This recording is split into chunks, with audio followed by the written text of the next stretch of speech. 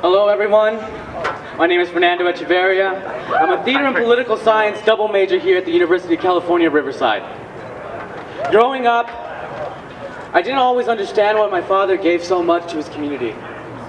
I didn't understand why when we had so little, that he gave so much back to his community. I didn't understand that till I came here.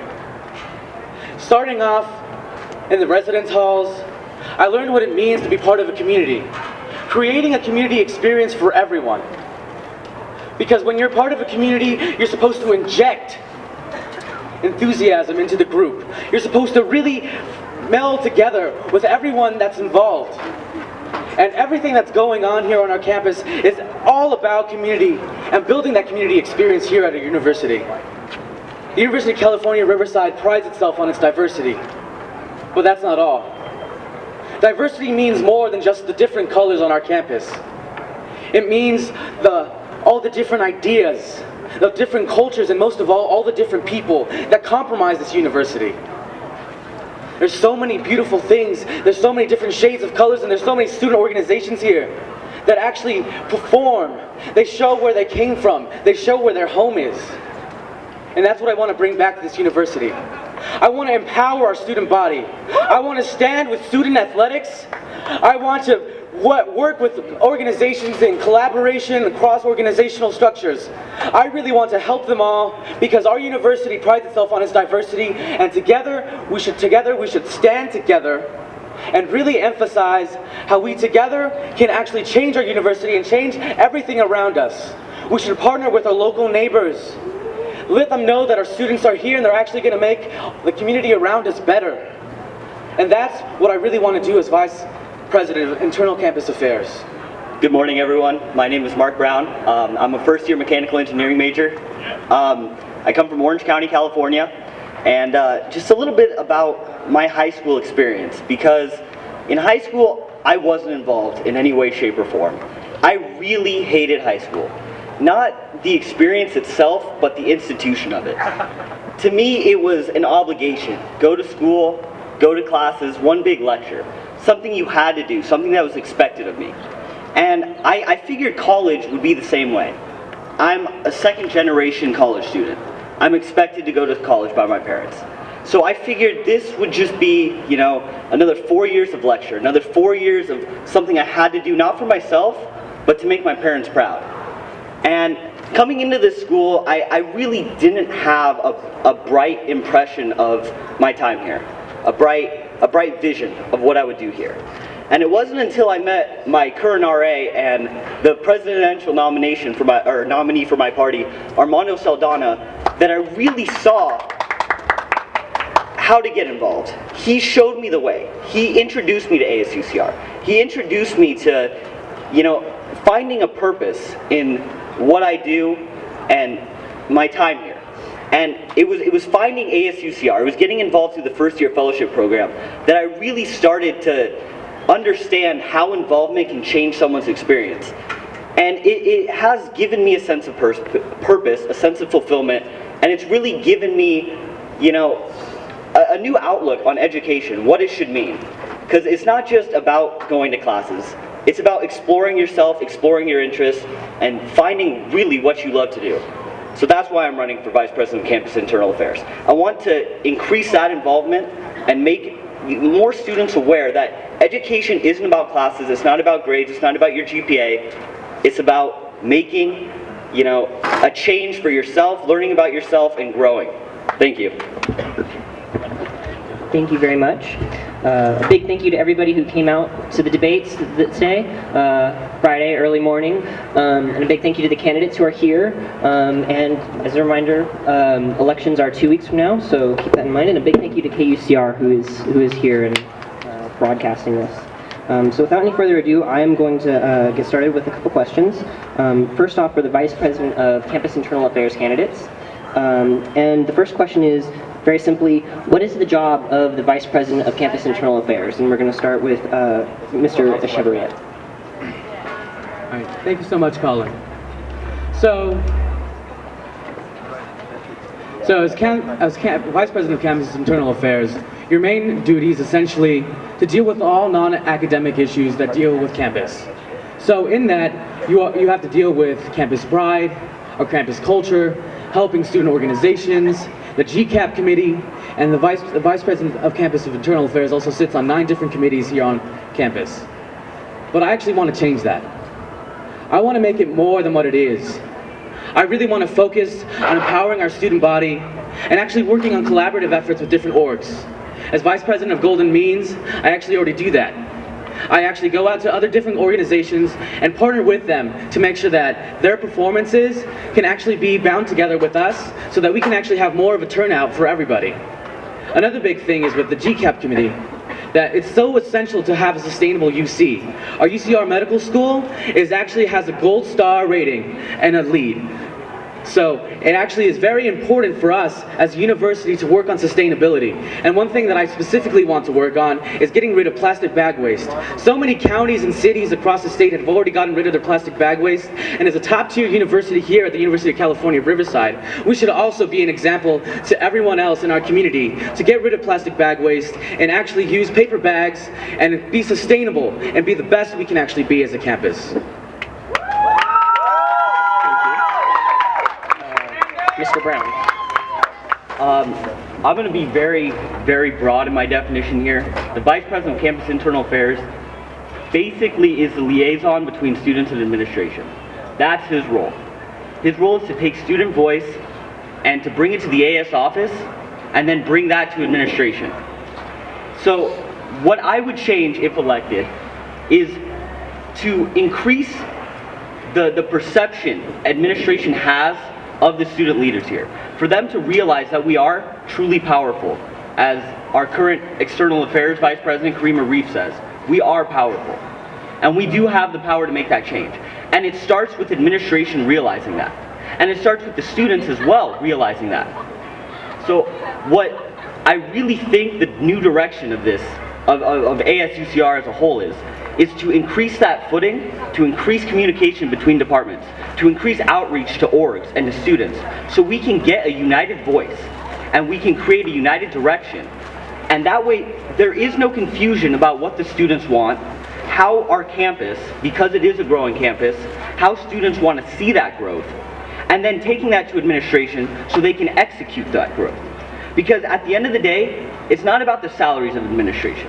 It's about the students. It's about their educational experience here. Because we are paying for this education. Where is administration without us? They're nowhere. They need to be representative of what the students want. They need to be doing things and making changes that are going to reflect the vision and the values of the student body here at UCR. Thank you. All right, next question is, I'm going to ask a little bit about actually an upcoming event. Next week, I believe April 16th is the Food Truck Festival, and this is the second time it's going to be held, second annual. And I think a lot of campus students would say that this is one of the more successful things that ASUCR has put on for the campus starting last year, and then hopefully again this year it'll be a success. And so I was curious, what kind of plans do you have as part of the campus, as I guess Vice President of Campus Internal Affairs, what kind of plans do you have to put additional events here on campus, such as the Campus Food Truck Festival, which is going to be held next week? And we'll start with Mr. Brown this time. So one of the projects I really want to see realized here on campus is commuter involvement, getting commuters more involved. So something the first year fellows and I thought we had entertained was, a commuter event, and we learned that it's tough to do because student life runs commuter events and projects like that. But we also came up with an idea to create a lounge area or a club area for commuters. So commuters can go between classes. A place where commuters can meet other commuters. Because the first Senate meeting I attended here at UCR, a student who was very impassioned, very, very angry with the campus climate, I want to say, for commuters, because he didn't feel that the campus itself was trying to reach out to him, to try to get him involved here. He felt marginalized as a commuter, and I want to change that, because commuters make up the majority of our campus. It is important that commuters have the opportunity to get involved and have the resources to get involved. it's important for them. It's important for the academic success. It's important for their growth as people to feel involved, to get involved, and to want to be here on campus. So what I would do is create a commuter lounge or a club space so that commuters can go between classes because they have time to kill, meet other commuters, socialize, get homework done. A place that's individual, that's just for commuters. Mr. Chevrier? Thank you, Colin. So actually, I have 3 different projects that I'm actually going to start with. The first thing is our hour. So this is something that our party specifically and a couple senatorial candidates are actually thinking about. Our hour is actually a break from 12 to 1, where there'll be no class, and all student orgs and programming can actually be out by the bell. And I really think that this is one way that all our student body can actually really be engaged with everything that goes on campus. So one of the main things is actually Cal Poly already does this, and several other schools across the nation actually already implement a program such like this. So another thing is actually a multicultural festival, which I already know the External Affairs Office was actually planning to do, but it's something that is really dear and near to my heart, especially as a performer in theater. So I really want to make sure that we really are exposed to all the different performances, because so many students put on so many different hours of their day to actually really engage with the student body and to actually put on these performances in different spaces, and that's really important. The other thing is that with the probable extension of the Hub 2, this will actually create a space for commuters to actually lounge, such as Mark Brown just suggested. So hopefully that project moves forward, and that we as a university can also grow and expand our student body. So let's make sure that we represent our students, and I think overall the most important thing is to really get students engaged and to really make them part of our campus.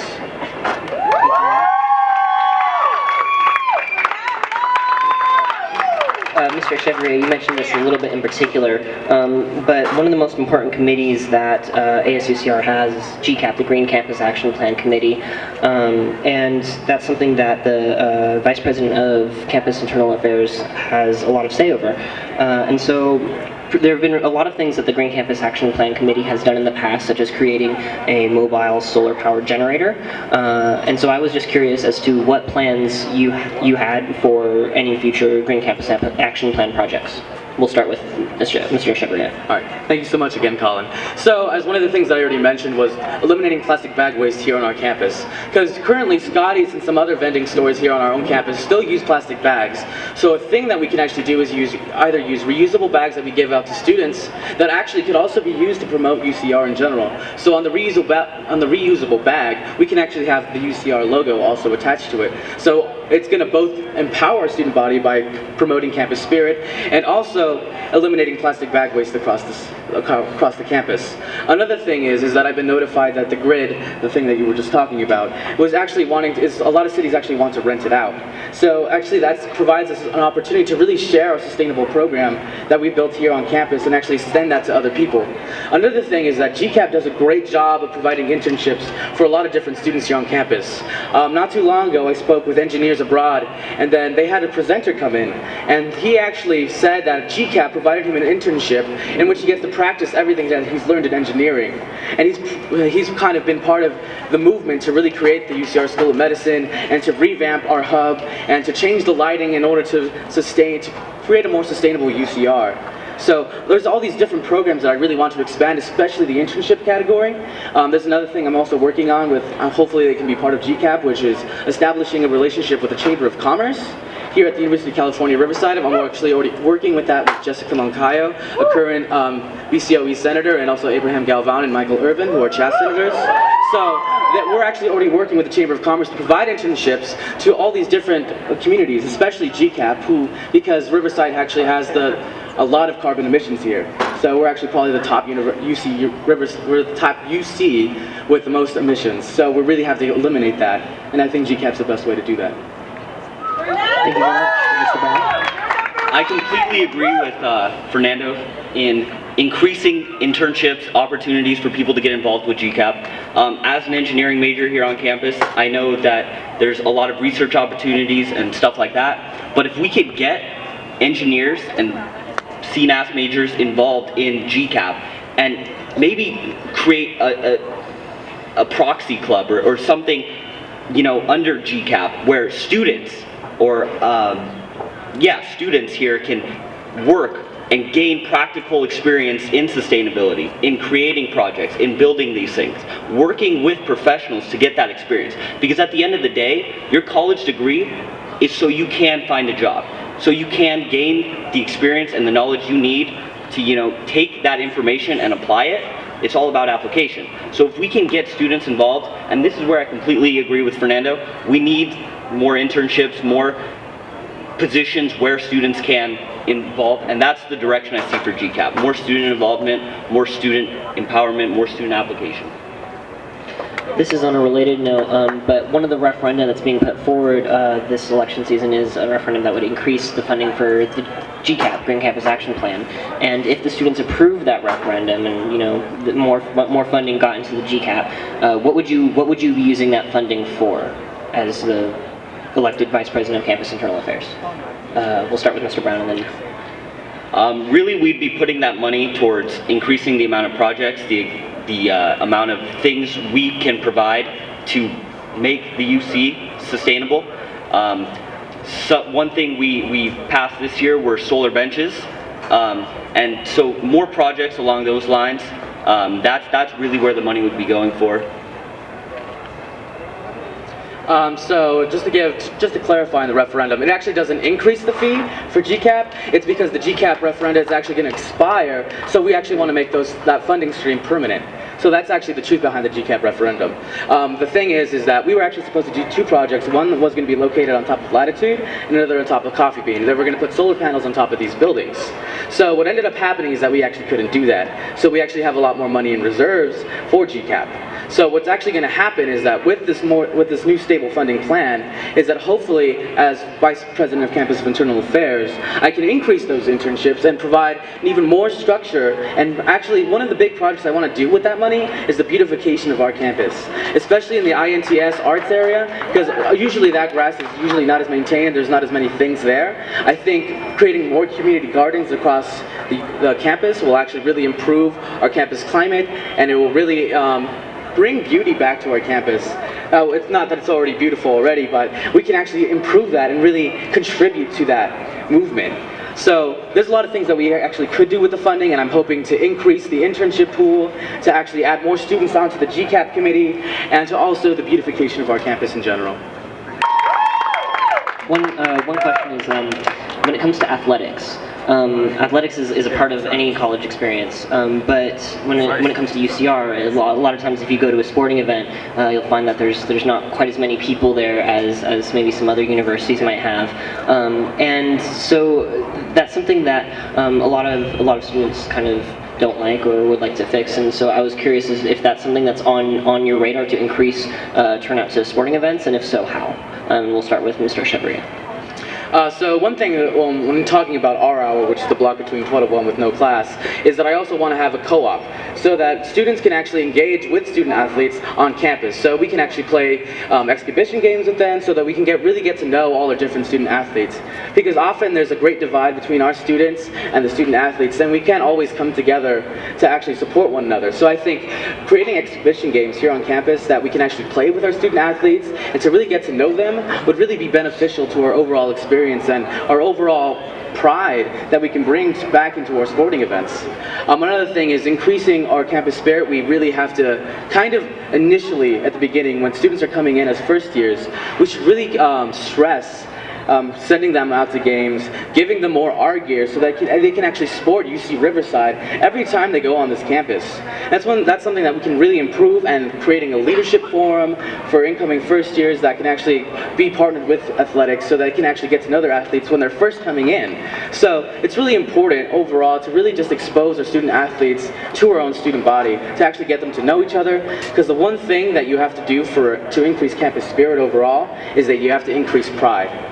And pride is something that we can't induce on somebody. It's not something that we can really place onto people. It's something that they have to own themselves. It's something that they have to foster within themselves to really feel like they can actually have pride within our own university athletics and our sporting teams. Definitely. Getting people out to sporting events is critical. It's part of growing the campus. It's part of getting students engaged. And in order to do that, we do, as Fernando said, need to increase the exposure of students to athletes.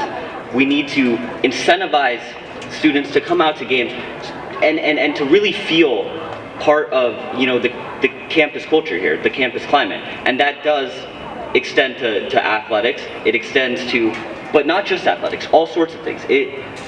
You can't just work on getting athletics more support.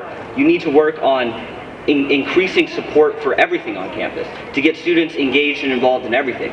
And as that starts to snowball, students will not only, because they're a part of the activities and the resources and the things we have here on campus, they're going to want to stay for the basketball game because they're already on campus. They're already here. We need to keep students around. We need to, create more clubs if that's the issue. We need to get more student interest represented here on campus, around campus, so that they do have a sense of pride in the campus, and that sense of pride will then be taken, it'll be exuberant, and it'll be grown into a sort of pride that doesn't just affect one aspect of their campus experience here, but everything. And that is really how I see, support for athletics growing, is getting students involved, getting them engaged, and incentivizing them to come out, to stay, to have a part and a place here on campus. One of the things about UCR is that it's got a population of around 20,000 students. Around 60-70% of those are commuter students, and so commuting is a big deal. You can't. Almost so many students are commuters here at UCR that it's hard to escape like meeting someone who is a commuter. And I know one of the things that was mentioned was creating like a commuter lounge area for students. But another thing that is kind of related to that is that one of the reasons a lot of people give for there not being a lot of school spirit is that people are just here to come to campus and for classes and then leave. So what would you do as Vice President of Campus and Internal Affairs to get those commuter students to stay on campus a little bit longer, to increase their spirit in the UCR community, and just overall kind of help that build school spirit that way? And we'll start with Mr. Brown. Really, the key to that, to solving that issue, is creating more events, is to advertise more the things we have on campus, the clubs, the orgs, because there are interests and that many students share here. And there are clubs for those interests already set up. It's just a lack of people understanding and knowing that they are there, when they meet, what time, and it goes back to not having that engagement with all these clubs, all these orgs, all these other students. Because if you make one friend here on campus, it's easier to want to come to campus and stay with that friend, to hang out with that friend. So it all comes down to finding common ground between students. And so by putting on events, by creating lounge areas or social areas, places where students can come and share ideas and communicate with other students and really feel connected with another student, that is where we're going to get commuters to really see and feel part of this campus. Mr. Chevalier? So a big thing that's actually been included this year in ASUCR is our marketing and promotions director, who's done a great job of advertising events. In the same vein, something that UCLA does is actually they have a campus activities forum. So what this group pretty much is it's also online based. So it actually provides a forum type style where different activities are actually posted that are going on in the university. And there's also a group on campus that actually promotes that, and it actually falls under their internal affairs office, to where they kind of go out and make sure that other students know about these activities and these programming opportunities that are actually occurring on campus. So that's actually one of the first steps that you can actually take in advertising and providing more resources for commuter students. The second thing is that I think a bigger part of the commuter issue is campus affordability. One of the big things here that we have at the University of California, Riverside, is that sometimes we have a scarcity of housing, of affordable housing here on our university, because we often actually have to pay $1,600 a month to just stay in a one bedroom, and you often have to share that with somebody else. So one thing that we really have to stress with our administration, and especially as Vice Campus of Internal Affairs, is that you really have to stress campus affordability in order to retain these students and actually to make them want to stay in Riverside, and to actually make them promote and actually want to be part of this community, is that you can actually provide more affordable housing is another thing that you can actually utilize to actually have more commuter students and convert them to actual residents of Riverside. A third approach would actually be just to really emphasize collaboration among organizations. And I think with our hour, the block between 12 to 1, it would provide commuter students an opportunity to actually go out and meet all these different organizations. Because usually they would have class or they would have to leave, and it would actually emphasize them to actually want to really stay on campus. So I think those are 3 different approaches that we can take to really making commuter students part of our university again. Last question that I had for each of you is, I mean, each of you, in your introduction, you mentioned your qualifications to run for this position. What specifically, in your past experience, makes you qualified to enact your plans, enact your goals, and be able to accomplish them as Vice President of Campus Internal Affairs? We'll start with Mr. Chevalier. All right. So currently I'm a current CHAS senator right now. I sit on a couple different committees. One thing that I really worked on this year was with TAPS, creating an RSS feed that hopefully will provide students more information on how many parking spots we actually have available in our different parking lots. Another thing is that I initiated a program called like a vehicle counter, so that on all the LED signs we actually have on the streets, it'll actually give you an accurate approximation of how many spaces are actually left in these parking lots. So that's something I actually worked with Greg Artman, the current head of TAPS. So these are experiences that I've really taken. And in my first year, I was actually a CalPERG intern. So I really learned how to organize students and really work on our visibility here on campus.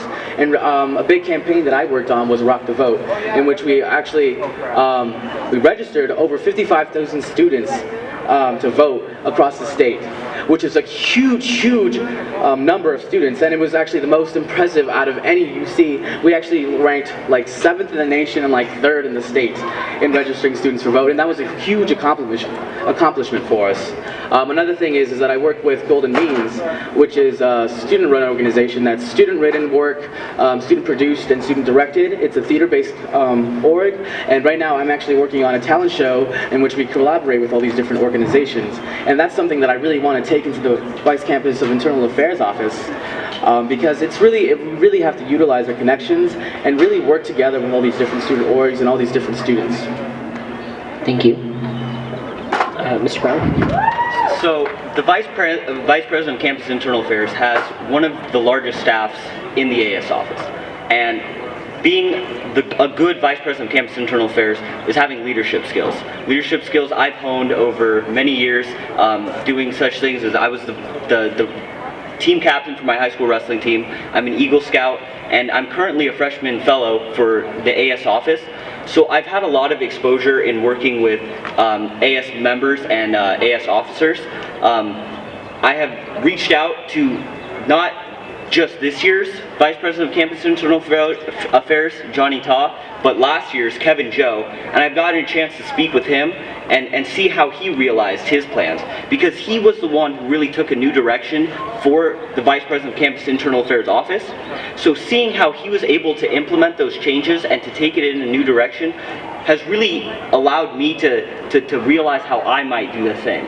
And so what qualifies me to run is that I do have the leadership experience and potential required to manage these projects, to manage these people, and to implement those changes. Thank you very much, everybody.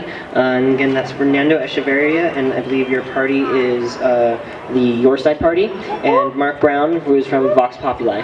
Thank you very much. That's all the questions I had.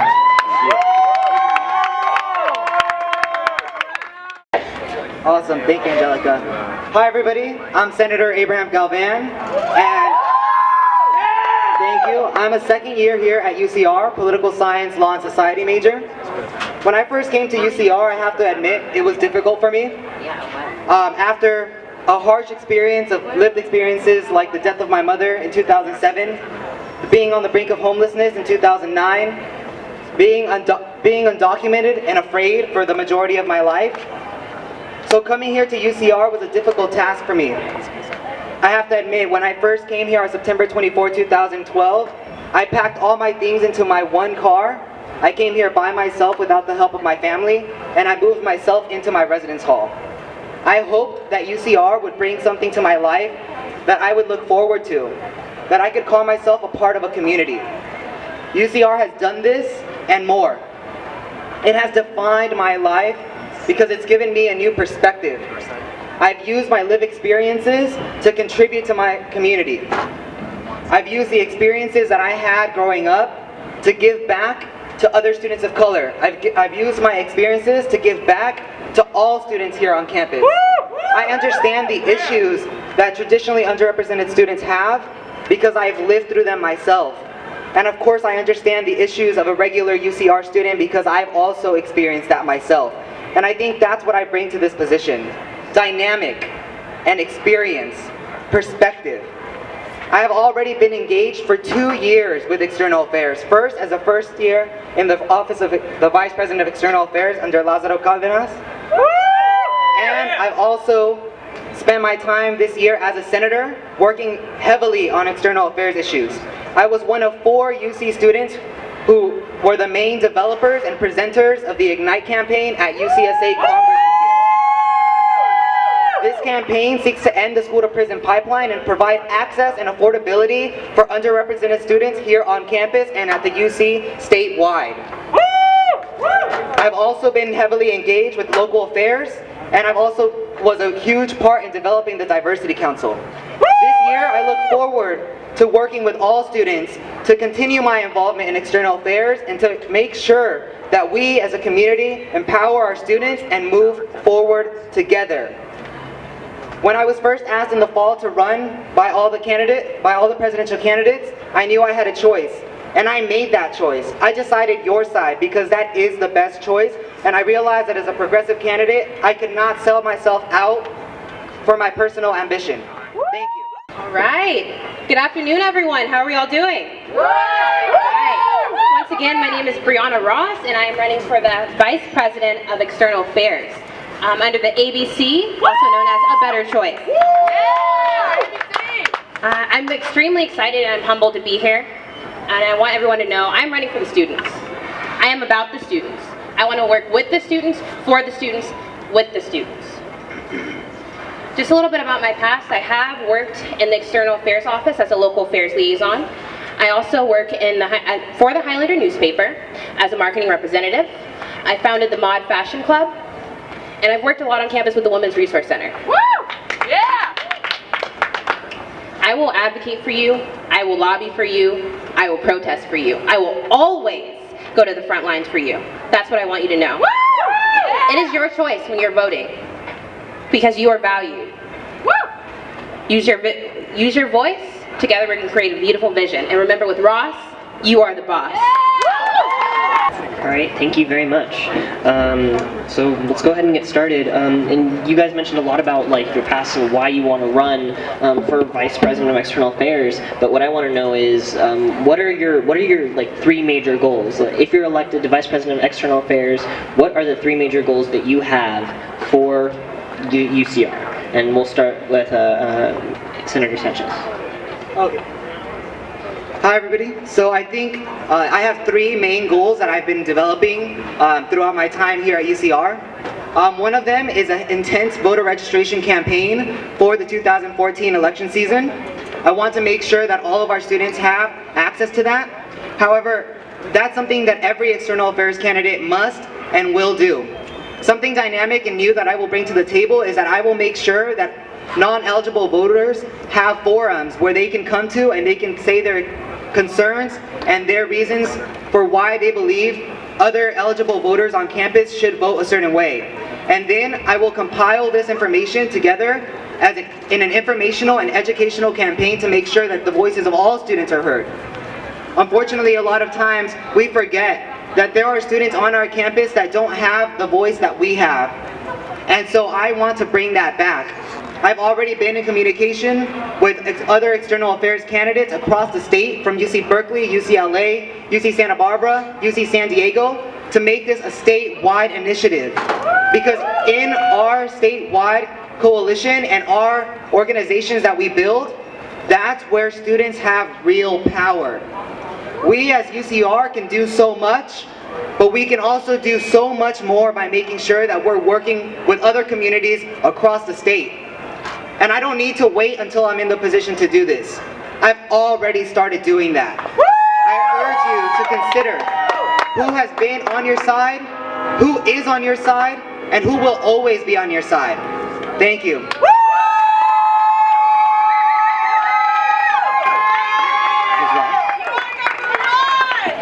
Okay. As you know, here at UC Riverside, we are a minority-serving institution, granted the only one in the UC. So I do want to focus on our diversity and expanding that and making sure that we are reaching out to the groups of underrepresented students, such as undocumented students, student parents, all these groups that are never represented. I want to make sure they're represented. I want to be doing this by having a meeting with them once a month, making sure that we're doing outreach with them, seeing what they need, seeing how we can help them, and building a connection and making sure their voices are being heard. My second thing that I want to do is I want to make sure that we are having a public forum once a month with ASUCR, basically critiquing us. Are we doing our job? We need to be held accountable. We are elected to be held accountable to the students. We need to be accessible to the students. It is necessary. And last but not least, I also want to have committees. There's so many plans I have in office. I would love to work on sexual assault. I've been doing current work with that. I would love to, have a green campus action plan. There's so much stuff I want to do, but I can't do it all by myself, nor do I want to. So my plan is to have committees within ASUCR. Granted, we do have the Highlander Action Committee, which is amazing, in addition to Lobby Corps, which will be working on these courses as well. But I do want to establish additional committees that are going to be working on this year-round, making sure that no department's getting neglected, that Title IX issues are not getting neglected, that committees aren't going to be dormant, that all these issues are constantly getting addressed, and making sure that we are engaging constantly with the student body. There's been asking protests. I think last year there was a UAW protest last week, and that's been not just at UCR but around the UC system. So I think there were some people who were arrested at UC Santa Cruz, for instance, and so labor protests have been popping up around the UCs for some time now. And one of the things that I've noticed is that a lot of other places is that the protests seem to be bigger at other campuses than at UCR. And I wanted to know a little bit why you think why that is, and because students have always been at the forefront of bringing change to their communities. And how would you engage the community so that there is more activity on that front? And we'll start with Ms. Ross. Wow, I think we have an amazing protesting and action community at UCR. I think we have a lot of passionate students, and we have a diverse group of students that are educated on the issue. Granted, that being said, I feel like we need to educate more students. Education doesn't only take place in the classroom. There's education on world issues that we're going to face when we get outside of UCR that we aren't getting prepared for. We need to make sure that students are being prepared for those issues, educating them, having teach-ins. Do you know, we have TAs that teach more than teachers, than professors. That's not okay. They're the ones that are representing them.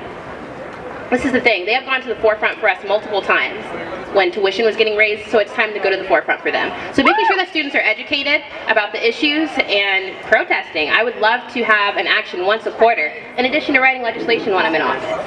That way, we're having constant action, constant education, and I think it'll be great, getting the students engaged. Yeah! Thank you, Ms. Ross. Mr. Galan? Yeah, so first off, I would like to commend all those who have been actively involved in the strikes and the protests. I think there's a value in our solidarity with our workers. We recognize that their working conditions are crucial to our education conditions, and I think moving forward, we need to do a better job in external affairs of supporting these actions. I think we have a great lobbying facet. We've done a lot. We are actually the top lobbying group at the UC level, and I would like to commend external affairs for that. Great job with that. However, I think we have a lot of room to grow in terms of our action. We need to provide these groups with the tools and resources that they need to effectively mobilize and organize. We need to reform our campus policies to suit that better. At the beginning of the year, we discussed the free speech zone, and I think that that's something problematic because it inhibits our ability to organize. As External Affairs Vice President, I would like to make a strong commitment to working on addressing that, and I would love to reach across the aisle with Ben Roden to work on that. I think that we can do so much more in terms of our organizing. This year, SCA 5, a bill that was crucial to Ignite, was gutted and sent back to commission. I want to know, why has there been no action in regards to this on the UCR campus? Such an important, crucial campaign that so many of our UCR delegation voted for at UCSA Congress, and there has been no action. Whereas at UCLA, we've seen Bruins for SCA 5. At SLC, we saw the UC for SCA 5. What about UCR for SCA 5? What about protecting the things that make our school so important? Protecting the diversity and ensuring that there's access and opportunity for all of our students. We need to prioritize. And as Vice President of External Affairs, I will prioritize. Thank you. Feel that as your job for Vice President of External Affairs, that you would be pushing for it? Yeah, I think that's a very important question because unfortunately there's a lot of myths about SCA 5 and about affirmative action that need to be clarified, and I think that's where external affairs comes in. I'm already working with APSP to clarify some of the myths that this hurts the API community. We will be hosting a community dialogue that I will be facilitating for all students of color to come and learn more about that, so I definitely would like to invite everybody to come out to that. I think we need to make sure that we are not allowing ourselves to become prey to those myths and to become prey to targets that divide our communities.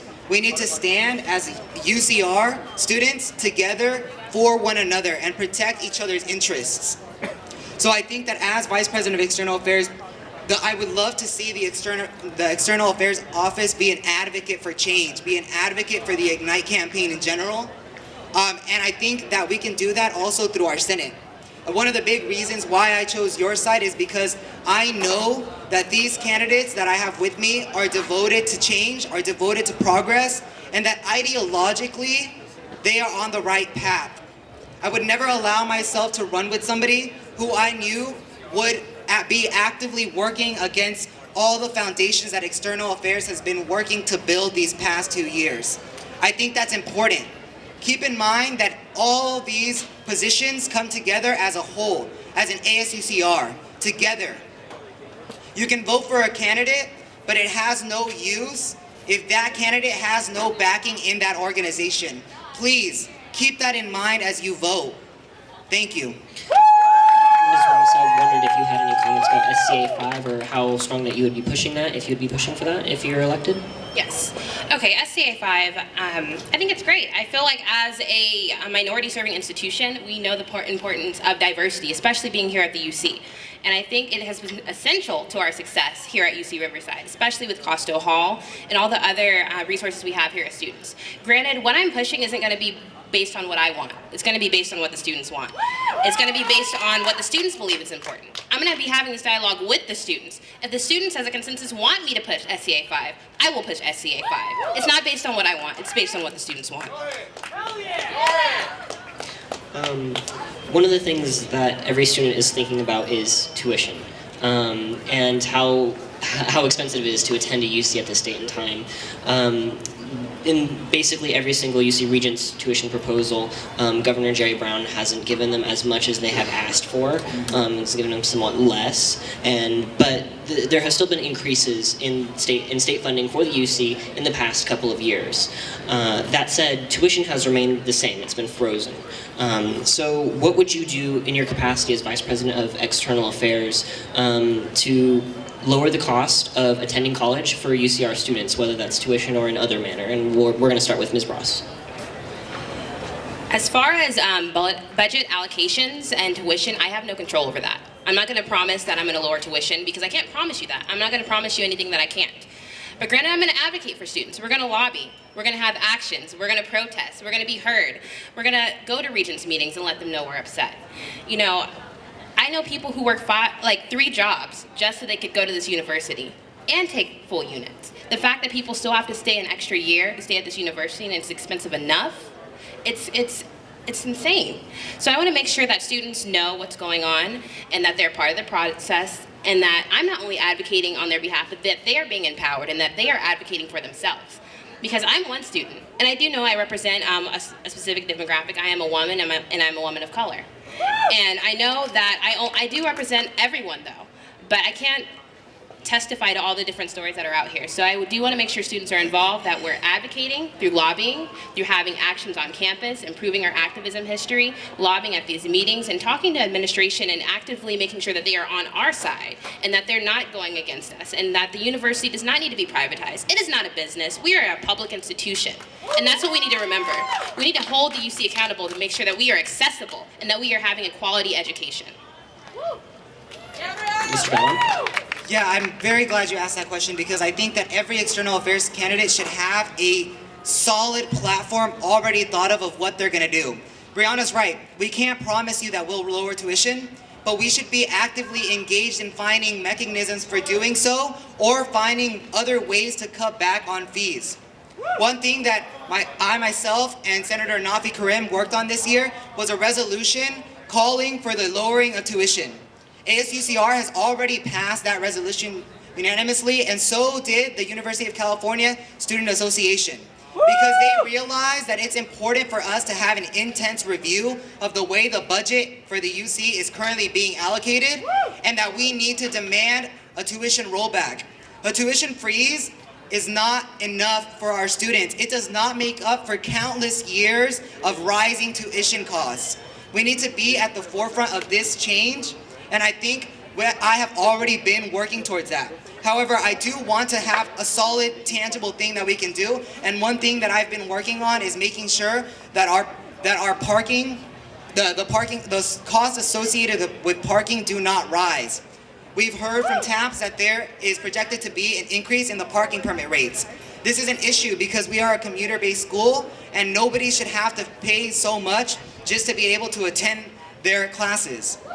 One way that we can look into this is by working with the city to make sure that there is more opportunities for free off-campus parking. I believe that that is something that we can do quickly and efficiently to make sure that our students have access for those spaces, and so that it doesn't cost them so much to come to school.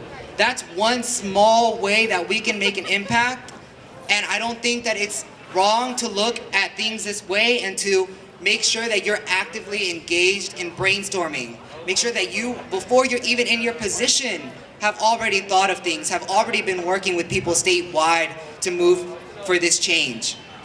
Thank you. As many of you know, that Janet Napolitano was selected as the next UC president. There's been a lot of blowback to that. A lot of it is centered on the idea that she doesn't support undocumented students in her capacity as governor of Arizona and head of the Department of Homeland Security. And to kind of like allay those fears, she announced that there would be some money that would be going to universities to help support undocumented students. And so I was wondering if you believe that UCR had any special role when it comes to undocumented students and their role in the UC system, and what you would do to help undocumented students achieve that role. And we'll start with Mr. Gomez. Yes, thank you so much. I think this is what I was talking about earlier about perspective. I have personally experienced what it's like to be an undocumented student for years. Fortunately, I was privileged enough to become documented before coming here, but I think it's important that we have somebody on UCSA board that understands what it is like to live in that capacity. So I can say very freely that I understand where these students are coming from. I too had to live under the fear of being deported under Janet Napolitano. I too had to live under the fear for my parents with disrespect. So I understand why these students feel the way that they do, and I also understand that we need to make sure that we are pushing for democratic processes for electing and appointing our officials. Unfortunately, the appointment of Janet Napolitano was not democratic in any way, shape, or form, and there ought to have been more student input so that she would not have had to do things after the fact, retroactively, to try to appease students. I do want to concede that it is awesome that she decided to give back to that community that she realized she had hurt, and that she realized she needed to work with. As a senator right now, I've actually already been in the meetings discussing how the money that has been allocated to UCR are going to be used. I've already been engaged in those discussions, and I'm already working with Poder, the ally student organization for undocumented students, to make sure that their goals and their vision for this money is being prioritized by administration. Right now, we're working towards establishing a food pantry for all students so that students no longer have to cut back on their eating habits just to be able to afford their classes. This is something important. We need to prioritize, and we need to make sure that we have that perspective on board, because it is so important right now that Janet Napolitano just came in to have that vision and to have that experience. I think I bring that to the table, and I hope that you all will realize that too, and that you'll choose to be on my side just like I'm on your side. Thank you. Ms. Ross? I would definitely say that UCR has had a prominent role in making sure that undocumented students have been accurately represented in the UC community. I feel like UCR, we have a very vocal undocumented community, and I feel like it's been essential to our success. The past weekend I was at the Student Lobby Conference, and I was actually lobbying in regards to making sure that undocumented students are receiving the same funding and the same financial aid as other students, because they are students. The focus that they're undocumented should never be an issue. They are students. We are all students. Granted, they face more issues and more pressures than we do, but we are all students, and we should be advocating with them and for them. I feel like, as well, the appointment of a president of the UC is extremely essential that students are being involved. The fact that we were excluded from the process is not acceptable. We need to hold the regions accountable and make sure that we have someone who is truly on our side and someone who is representing us. But I definitely think that UCR will continue to have a prominent role, and I will continue to work with administration and to make sure that these communities are being represented and that they are not alone. Thank you very much. And so I wanted to know, I mean, there's a lot that you can do as an individual person, but how would you work with the Senate and the broader UCR community, if elected, to achieve the goals that you listed?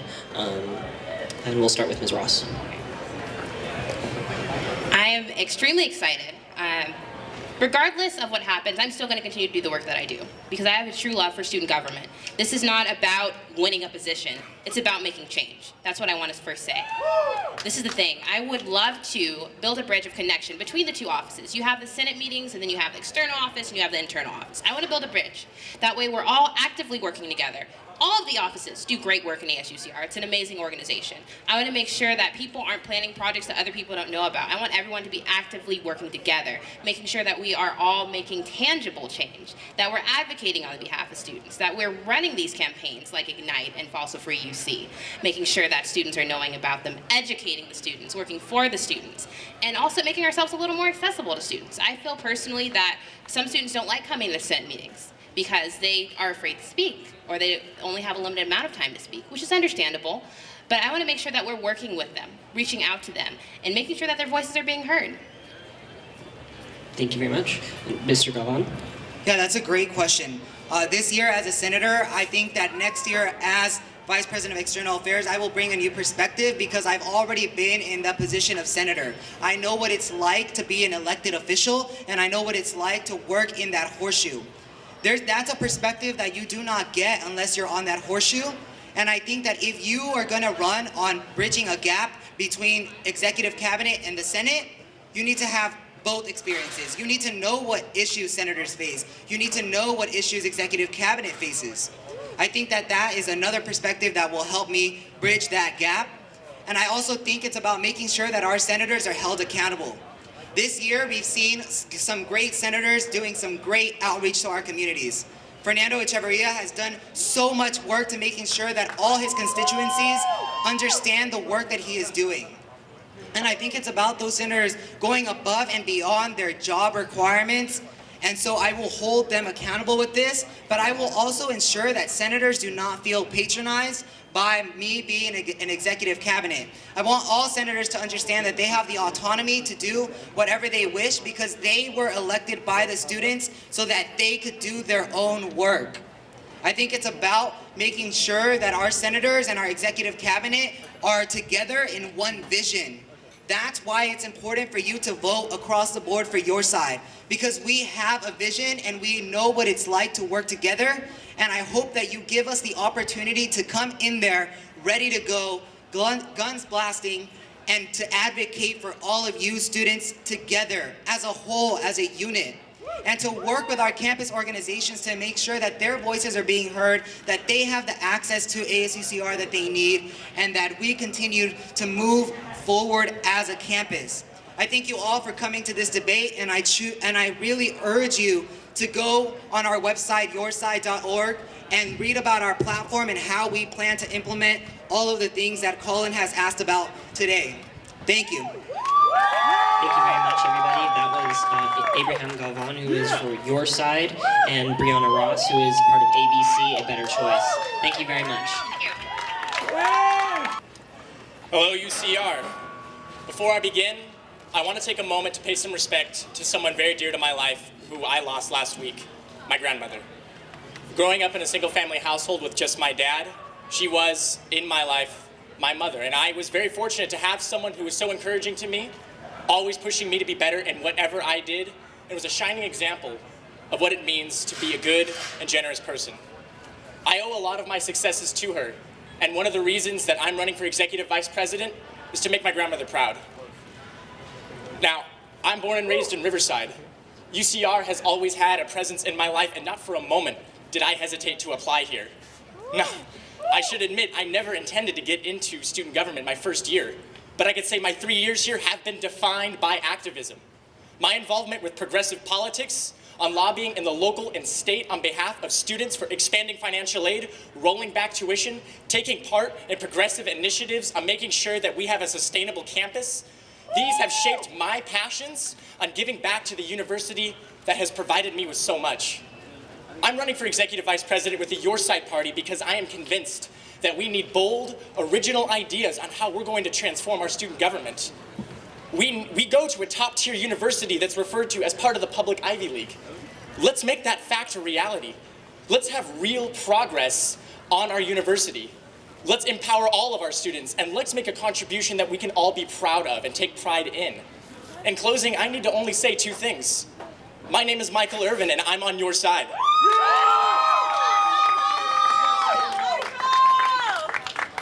Okay, next I want to introduce Nayeli Figueroa from Vox Populi. Nayeli, you have 2 minutes to introduce. Thank you. Hello, everybody. Good morning. My name is Nayeli Figueroa, and I am running for the Executive Vice President position. I am originally from the Coachella Valley. It is a very underprivileged community here in the Inland Empire. It is a place where people do not leave our community, and this is an issue because our universities, our public institutions are being privatized. I have also been advocating for students at the state and local levels, and I have been involved in sorry, I'm like super nervous. I have been involved in student issues and making sure that the student voice is heard. Today I'm here to tell you a little bit about myself. I am a current CHAS senator. I am working on a UC-wide campaign to have the UCs divest from fossil fuels. I am part of Sustainable UCR here on campus, and I have also been involved in putting on a youth conference for the Chicano student programs, which is very important to me because, like I mentioned, I am coming from a very underprivileged community. And through this conference, we'll provide the students who don't have access through A through G requirements, how to apply for financial aid, if they qualify for DREAM Act, how they go about doing so. So that's just a little bit about me, and thank you. All right. Thank you very much, everybody. And we'll go ahead and get started. So, the first question I want to know is, what do you see as the purpose of the executive vice president position in ASUCR? We'll go ahead and start with Senator Figueroa. Okay, so for me, the purpose of the executive vice president position, he oversees the Senate. And I feel like this position, I mean, I have big shoes to fill if elected, but I feel like it has a lot of work to be done. I'm looking forward to uniting the Senate because, as you know, my fellow colleagues who were up here before me mentioned, we are not one. And I feel for a Senate and a student body to be strong and united, we need to have, you know, that connection between the executive cabinet and our senators. Right now, we don't have that. We're at the point where a senator cannot even approach an executive cabinet member, and this is an issue. And this is something that I want to fix. So. Senator Irvin. The executive vice president's main goal is being the public face of the Senate. They relay the accessibility of what the Senate chambers are and what the Senate is to the public and the students that come in. And as Niley correctly pointed out, it isn't cohesive. There's a lot to be done, and with the current track, we can give credit where credit is due, but there is a lot more that can be done, and making more accessible to the average student that comes in. There are very real, tangible things that we can make progress on expanding our public forum, on giving more voice to the students that want to be heard, and not limiting them with bureaucracy, and limiting what they have to say to our student government. It's about being able to connect. It's about being able to engage, and we have to be able to move along those paths if we're going to have any success. So in both of your introductions, you mentioned, Niley, you mentioned healing the rift between ECAB and the Senate, and Senator Irvin, you mentioned making sure that the Senate is more accessible. What specifically would you do to make sure that that happens? And we'll go ahead and start with Senator Irvin. Oh yeah, thank you, Colin. Now, in terms of accessibility, one of the main problems that I have seen is really how we set up our public forum. Public forum is exactly how the students are able to speak their concerns, whatever they may be, on safety or on classes or any kind of improvements they want to see done by our student government. But how it's currently done is overrun with bureaucracy. It limits, where we have time limits on how often the student can speak. 12 minutes for public forum on an undergraduate population that goes north of 18,000 is ridiculous. We shouldn't have a limit on how much the students can speak to us. We shouldn't have a limit on what issues can be heard in the Senate chambers. We need to do away with that, expand our public forum, and expand the student voice. Senator Figueroa. Yes, I also agree with that, but I feel like my approach is more internal. I want to begin at the beginning of the year, making sure that everyone is working together and we have a strong connection within each other. In order to do this, I feel like we need to know each other. Maybe have more events within the Senate, between the senators and the executive members, getting to know how we are as individuals, so that we get past the honeymoon stage, and as a team we can hold each other accountable for our actions, for what we're not doing, for what we need to do. And only then can we be a productive and cohesive team. I feel like getting past the superficial and being afraid to hurt somebody's feelings. No, if there is an issue that needs to be addressed, it should be addressed, and there should be no hesitation as to, oh, I'm afraid to speak my voice because I don't feel comfortable around these people. So that's my approach. One of the things that the executive vice president is in charge of is ensuring that senators go to office hours, and I mean that's just kind of like a general thing to make sure that senators are accessible to the campus. What, if anything, would you do to ensure that the public has access to their elected representatives? And we'll start with you with Senator Figueroa. Yeah, well, I have noticed as a senator that students do not come to your office hours. You have to go outside of the office and go to the students because they're not going to come to you. So maybe, we had a Meet the Senate event, and that was only once this year. I feel like more of those would be more beneficial towards the campus, but also having our senators, make them required to attend, our basketball games, require them to attend housing events, require them to attend club events, join organizations, because only then are we going to know what the students want. By sitting at our desks during office hours for 4 hours a week, that is not outreaching to the students. Going to the club meetings, speaking to them so they have a chance to write and to voice their concerns about, what they want to see change, what they want to happen here at UCR. Also, another idea that I have is maybe a suggestion box where it could be like a little pop print where people can come and write their ideas or suggestions on what they want to see improved, and that way it can be maintained throughout the year, and it's not just events here and there. So, Senator Irvin? Yes. Well, in terms of accessibility and especially outreach of the senators to the public, having them inside their office at a desk is something that is a fundamental issue with connecting to the students. They do need to be out there. In fact, I would make it a requirement for office hours to be at club organizations, at cultural communities, being able to outreach and hear their voices, attend as a senator to be able to understand these issues, fully represent your community, because being in the office That doesn't accomplish that. And that's something that I've noticed that has been wrong this entire year with it. And that's a different tact I would take on being able to make it more expansive and more connected so that the entire community year-round is continually updated on the Senate and vice versa. Thank you. Another role of the Executive Vice President, as both of you also highlighted already, is that it's to make sure that the Senate functions together, and when I say Senate I mean ASUCR, functions together as a cohesive body moving toward this similar goal. What kind of plans do you have to ensure that the ASUCR has the same goal in mind and works together as a unit to be able to achieve those goals? And we'll start with Senator Urban. Collaboration is definitely one of the most important things, and what usually starts it off is a retreat at the beginning of the year in which the Executive Vice President oversees on making sure that we as a Senate go forward with the entire year on having similar values, on having a direction, on having a voice, on being able to represent the students. One tangible thing that we can do is that, it's something that I've noticed as a problem, is that senators for their projects do not have their own funds. They have to go to external or internal affairs to be able to procure funding for the things that they want to accomplish for the campus. And that is an issue because it decreases the collaboration between senators because they have to independently go out to get this money. If elected, I would want to create a pool of funds that all senators will be able to take part in that would encourage collaboration, that would encourage reaching out so that we could have more ambitious student government projects and that the outreach would be seen everywhere on this campus. Senator Figueroa? Yeah, so in any project in general, and I feel like in life, before you start something, you have to have a vision. You have to have values for the things that you stand for, and you have to have goals. You know, you can't hit a target that you can't see. So establishing a set list of values that we all stand for, that we're all going to aim for throughout the year is very important.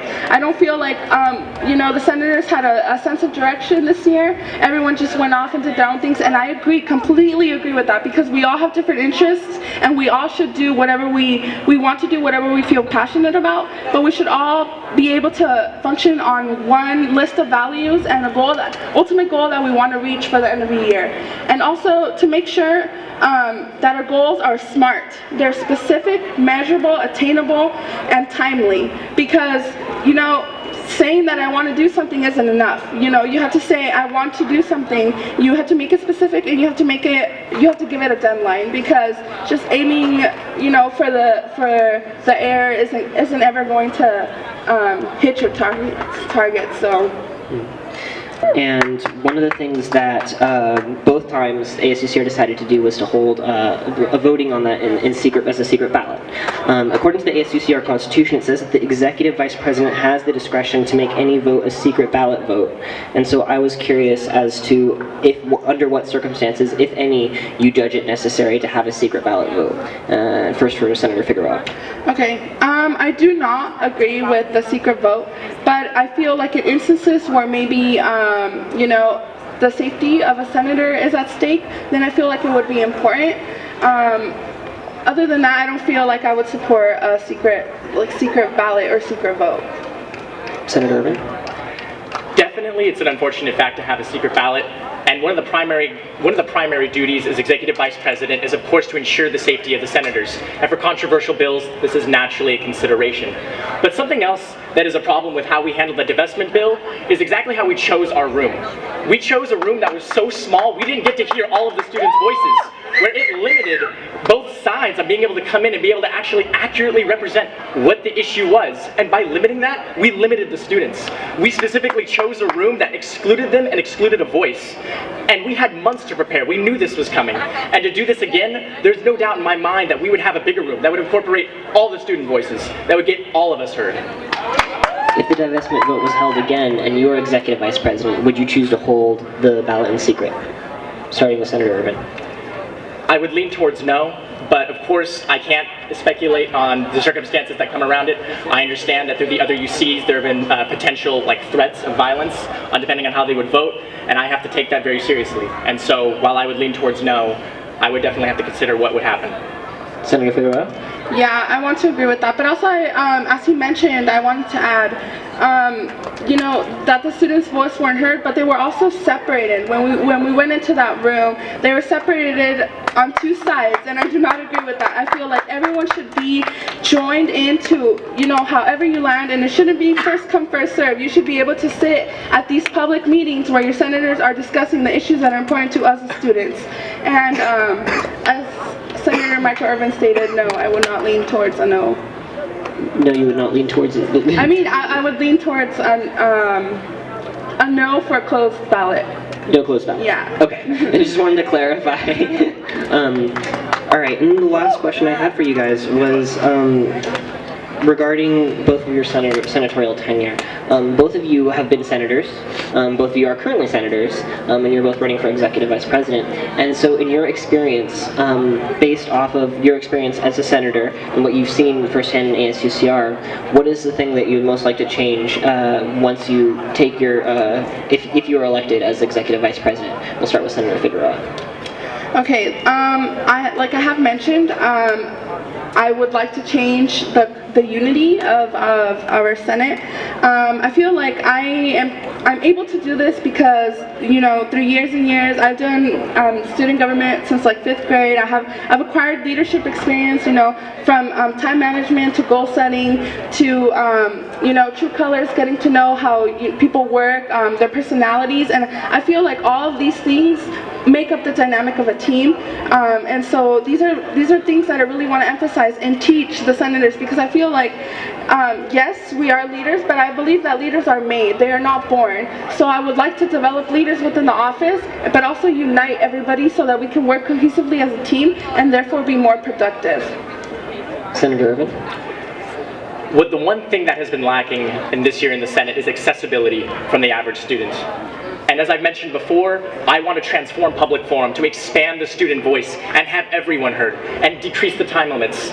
Something I've also gone over is that we are overridden with bureaucracy. The number of forms that students have to go through just to get something heard in a Senate meeting, to give a presentation, just to be able to present on something that is so urgent and needs to be heard now, and to have them delayed through papers and forms and paperwork is, well, something that is unnecessary. I would like a review of all the paperwork that goes through. Make us more eco-friendly, make us more sustainable, make us more accessible and engaged, because paperwork, that just diffuses. Paperwork just separates, and it makes the student feel less connected to their student government when they have to fill out a form just to have their voice heard.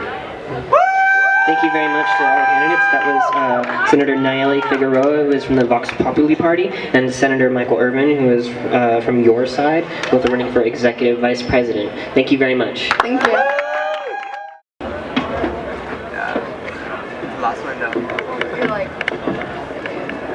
All right. KUCR is pleased to read some of these questions provided by the public.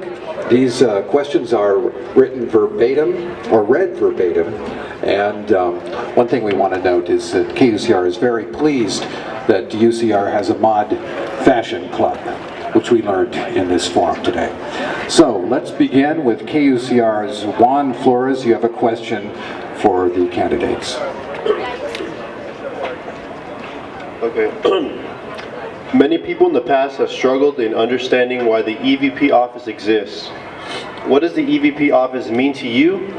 And can you outline its importance? Why the EVP office?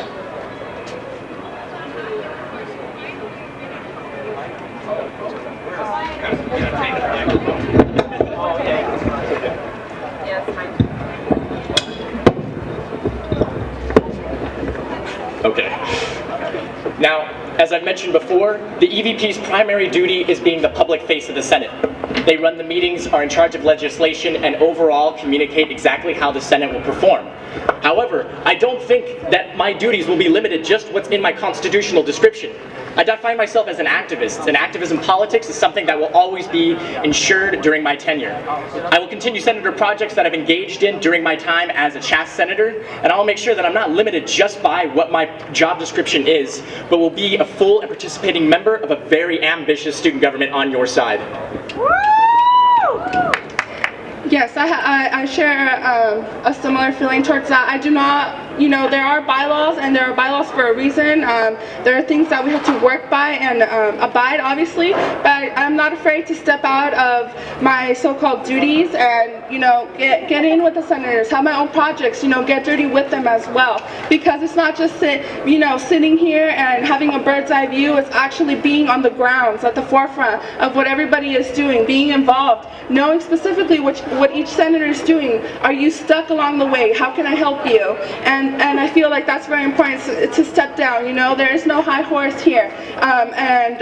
Just being involved with every single senator is very important to me, so. Yeah! Yeah! Woo! Ooh, ooh.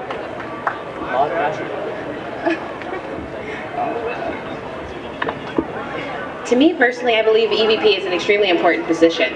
I feel if you can work together between the senators and the external and internal offices, you need an EVP. You need someone who's going to connect the offices to make sure that everyone is being held accountable, that everyone is doing their job, and that the meetings are open to the public. Not only open in the sense that the public can attend, but open in the sense that students feel welcomed in the space. I think it's extremely essential to having an EVP in the office, definitely.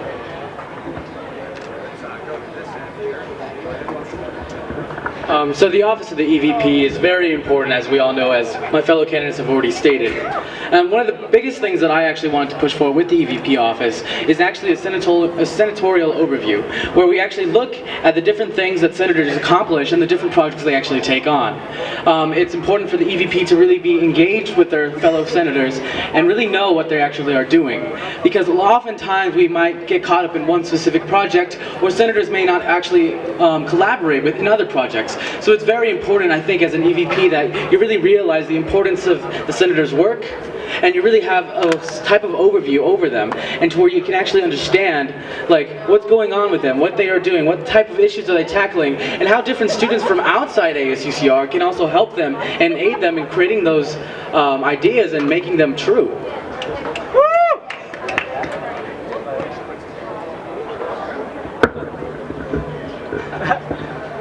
Thank you.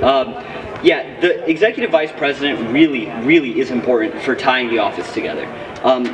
It's important to bridge that gap between ECAB and Senate, especially for the vice president of campus internal affairs, because he is in charge of taking that student voice to administration. And part of that student voice is the Senate. The EVP should be organizing meetings with the entire AS office so that senators and ECAB can collaborate, work together, and come up with a common direction for the office. As was stated during the vice president's debates for the executive vice president, there is too much, you know, doing their own thing within the office right now. To have a united vision, a united goal at the outset of the year is fundamental. It truly is fundamental. And you can't have or expect the Vice President of Campus Internal Affairs to do his job if the AS office doesn't have a united vision. Because he is representing the AS office in meeting with administration. And he should be bringing, you know, the ideas of the AS office and truly and fully representing them, because the senators are the voice of the constituents here, and they should know what's best for their constituents, for their individual colleges. And to have that, and to have that sort of interaction with senators and ECAP, it's the true goal of the executive vice president to bring those together and tie those together.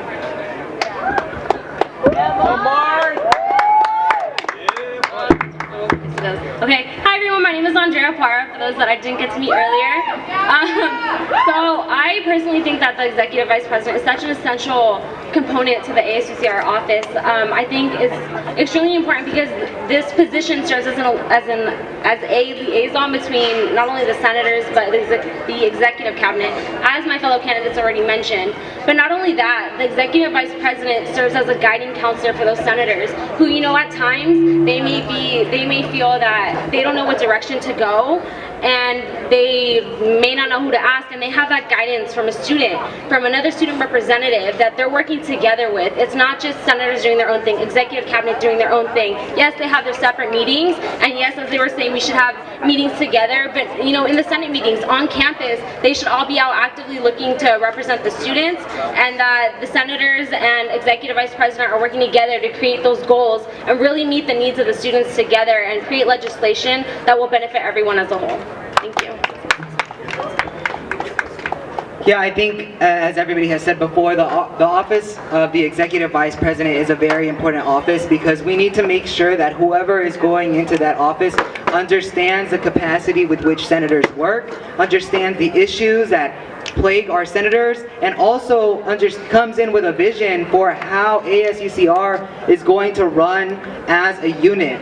It's very important because, as previous candidates have mentioned, it's sort of like a melding glue between executive cabinet and Senate.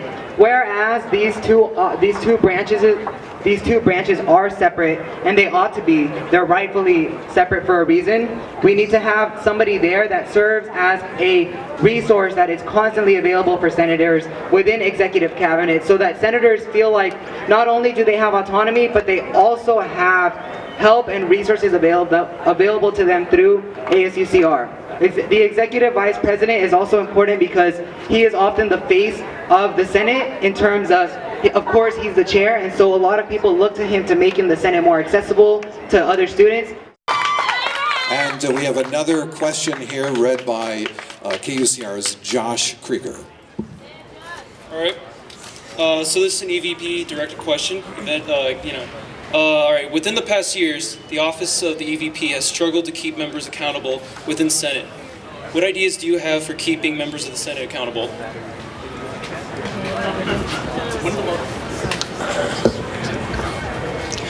One of the most primary ways of keeping senators accountable is the review that happens quarterly, where we take in our senators. I would conduct a one-on-one session, and being able to have a collaborative atmosphere where I interview on their goals, their passions, their ideas, why they got elected, and a reminding of the values that brought them to ASUCR in the first place. These kind of things are incredibly integral to being able to facilitate a proper Senate, one that is motivated, one that is dedicated, and one that is engaged. And it's something that I would seek to continue, but also to take a different tact, to be able to make it something that's less intimidating, because many of our current senators find that it's something that is more seen as a criticism rather than as a building up. And I want to facilitate an atmosphere on which senators feel more willing and welcoming to access those resources that are there for them to be able to accomplish those projects. Thank you. And we'll move on to Senator Figueroa from Vox Populi.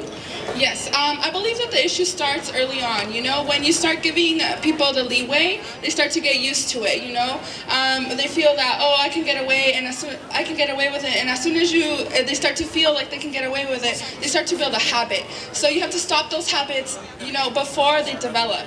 And also, we have a judicial branch that's supposed to hold, you know, our senators accountable, but also going through with the reporting and making sure that they are held accountable, because I feel like it is very unfair that, you know, some people get away with certain things that others might not, and, you know, vice versa. So I feel like that could be controlled in a better way. All right, thank you very much. We have a question now from KUCR's Eduardo Valencia. All right, so until this year, the office of the EVP, I guess this is EVP question once more. Until this year, the office of the EVP has struggled building a sense of direction and involvement.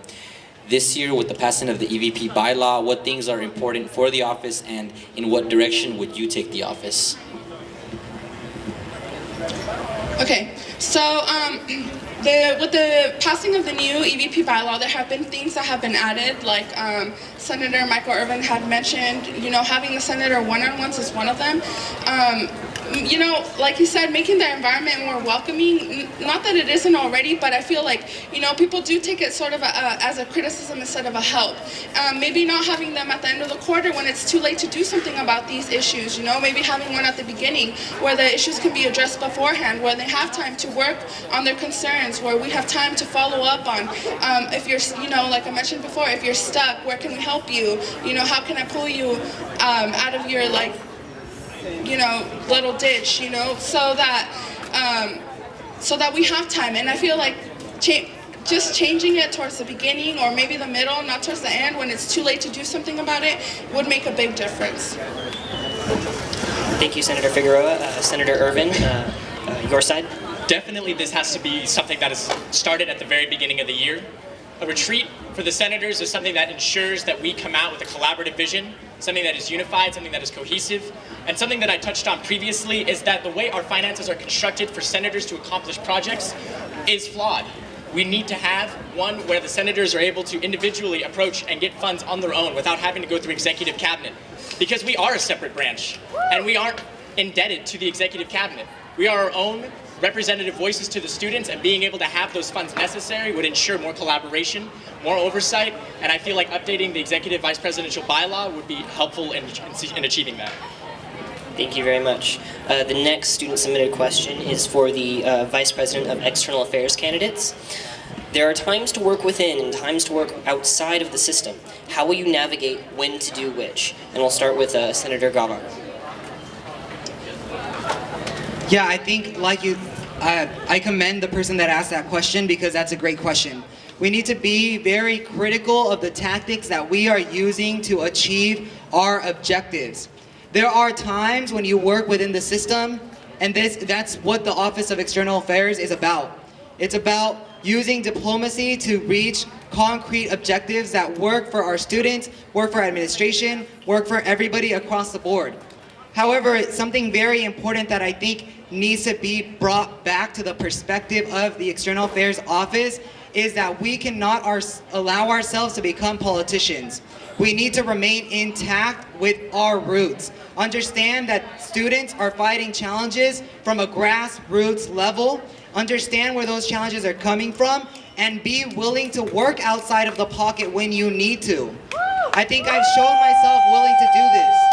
Recently at SLC, we did lobbying. That's an in-pocket manner of doing things, diplomatic way of doing things. However, I also made it known that it was very important for us to seek action with SEA 5 and with the Ignite campaign. That's a time when I worked out of pocket beyond UCSA. Senator Galvan, thank you. Brianna Ross? I definitely agree with Abe. I feel like it's extremely important. There's a time to work inside the system and it's a time to work outside of it. I've done both personally. I've lobbied, I've spoken with administration, and making sure that people are truly on our side, but sometimes you're gonna have to protest. Personally, I led the protest with actually Abe in regards to the housing ordinance. Sometimes you have to get a little bit loud.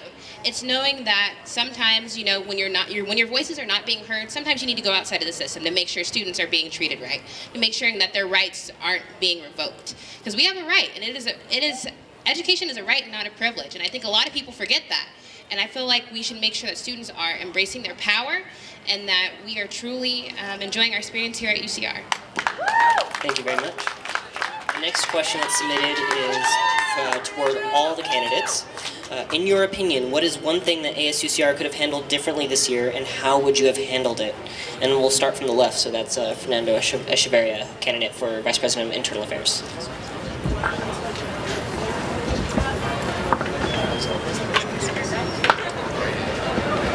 So one thing as a current CHAS senator in ASUCR that I see that could actually be better used and improved was how we dealt with divestment.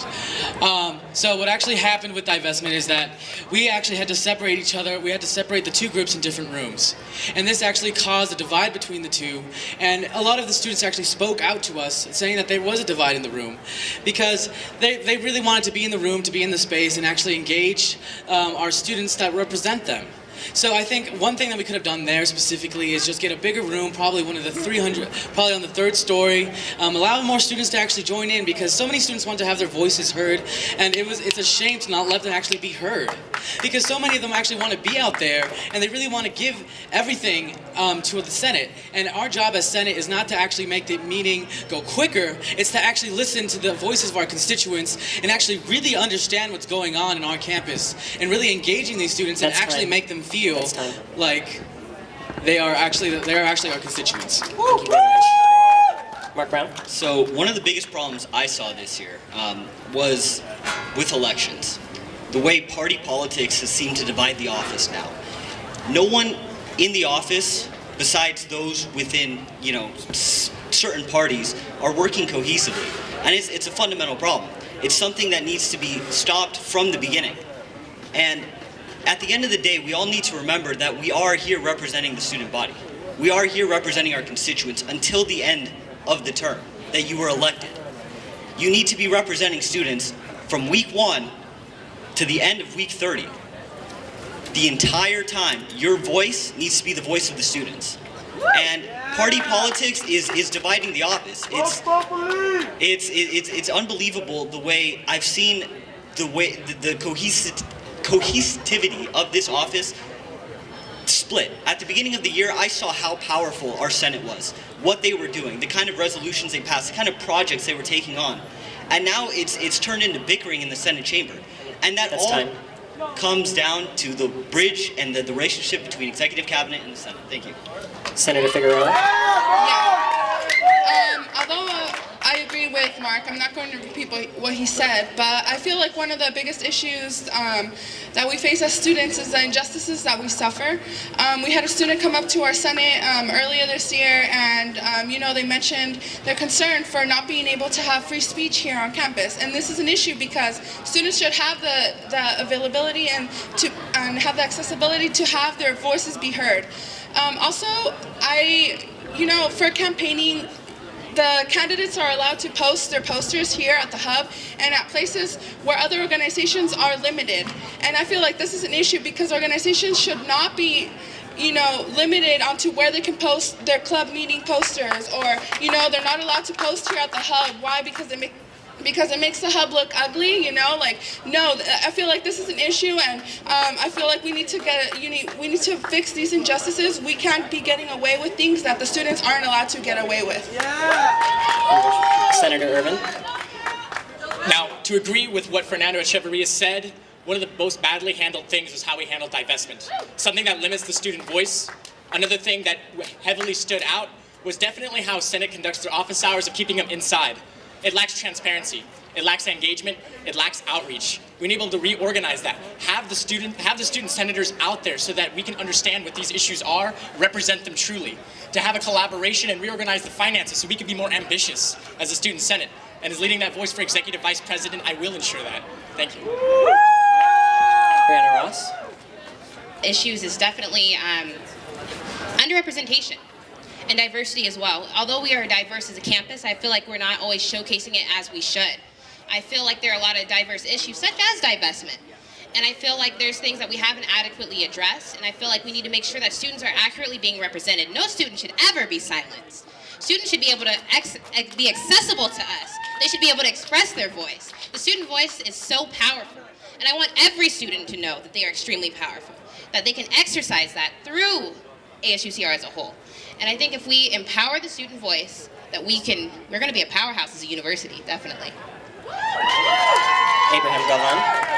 Yeah, I definitely want to agree with Brianna Ross's statements. I think we are already a powerhouse here on campus, and I would like to showcase that. I think something that we had an issue with this year was, unfortunately, there was it almost seemed like a campaign to silence a lot of our students and even members from within our organization. I think that this is a serious issue that we need to be very conscious of. When a senator or when a director is willing to speak on an issue that they feel like is damaging our office, we should not attempt to silence their voice on the Senate floor. We should instead be accepting of criticism for our own organization. Before you expect this campus to move forward, you need to be conscious and critical of your own organization so that you can move forward and bring others with you instead. We need to make sure that all student voices are adequately represented and that no students have their feelings invalidated by being turned away from Senate meetings. That's time. Thank you. And lastly, Andrea Carter. So an issue that I saw within the ASUCR office is, we have our elected student representatives, and we count on them to educate us on the resources that we have on campus and the things that they can do for us. And I think that was something that I saw that was lacking. I was privileged that in my opportunities I'm very knowledgeable of the resources and just all the opportunities we have available on campus, but unfortunately a lot of students don't. So I think that if we as a student government go out and actively participate in on campus more with students and really let them know of everything that's available to them instead of getting distracted with party politics, as was mentioned, or bickering over trying to shut people out during Senate meetings. We should be helping them and educating them in the ways that their voices can be heard and that they can really just feel that they have a presence on this campus and that they feel like they belong. Thank you. Thank you very much for showing up. Thank you to KUCR. And thank you to all of you for coming to see this event. I'm going to turn this back over to Angelica, and she's going to announce the winners of the raffle.